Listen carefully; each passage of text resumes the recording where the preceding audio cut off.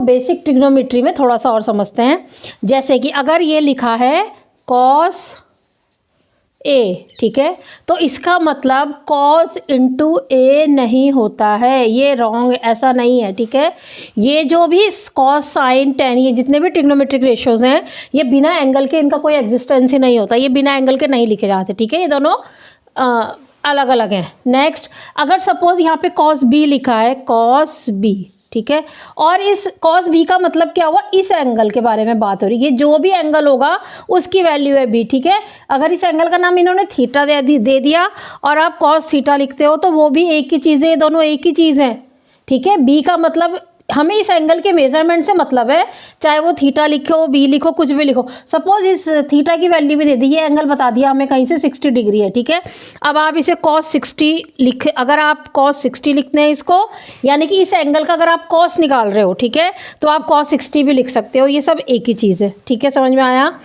और नेक्स्ट, ये मैंने आपको मल्टीप्लाई क्यों बताया, क्योंकि मैं आपको कुछ बच्चों की कैलकुलेशन दिखाती हूँ। देखो, मैंने एक दो बच्चों की कैलकुलेशन ऐसे भी देखी है, cos 60 upon cos 30 is equal to x, तो क्या करा, cos से cos कैंसिल, ये आ गया 0 से 0 कैंसिल, 3 2 ज़ा 6, तो x की वैल्यू आपकी 2 आ गई, ठीक है।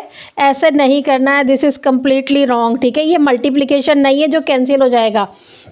और हाँ, बिना एंगल के cos sin tan इनका एग्जिस्टेंस होता ही नहीं है, एंगल के साथ ही लगते हैं, ठीक है। ये कुछ हुआ आपका बेसिक। और एक है आपका cos थीटा, अगर ये स्क्वायर थीटा ये लिखा है तो ये cos थीटा का होल स्क्वायर का शॉर्टकट फॉर्म है, ठीक है। ये cos स्क्वायर थीटा का मतलब है cos की वैल्यू का तब स्क्वायर करो, ये cos थीटा स्क्वायर के इक्वल नहीं होता है, ठीक है।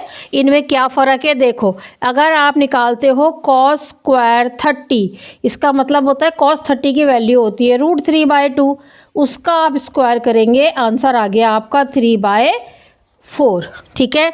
लेकिन अगर आप निकालते हो और इसी को, this is equal to cos 30 whole square, ठीक है, ये और ये एक ही चीज़ है। लेकिन अगर आप निकालते हो cos 30 स्क्वायर, इसका मतलब है cos 30 इंटू 30, 30 इंटू 30 इज़ 900। अब cos 900 की क्या वैल्यू है, ये पीरियोडिक फंक्शन होते हैं, इनकी वैल्यू -1 से 1 के बीच में होती है, वो बाकी आगे हायर क्लासेस में जैसे जैसे क्लासेस बढ़ेंगी आपको ये भी निकालना आ जाएगा, ठीक है। बेसिक में अभी ज़रूरत नहीं है। तो ये और ये दोनों अलग चीज़ें हैं, ये और ये सेम नहीं है, ये और ये सेम है, ठीक है। ये थोड़ा सा बेसिक हुआ।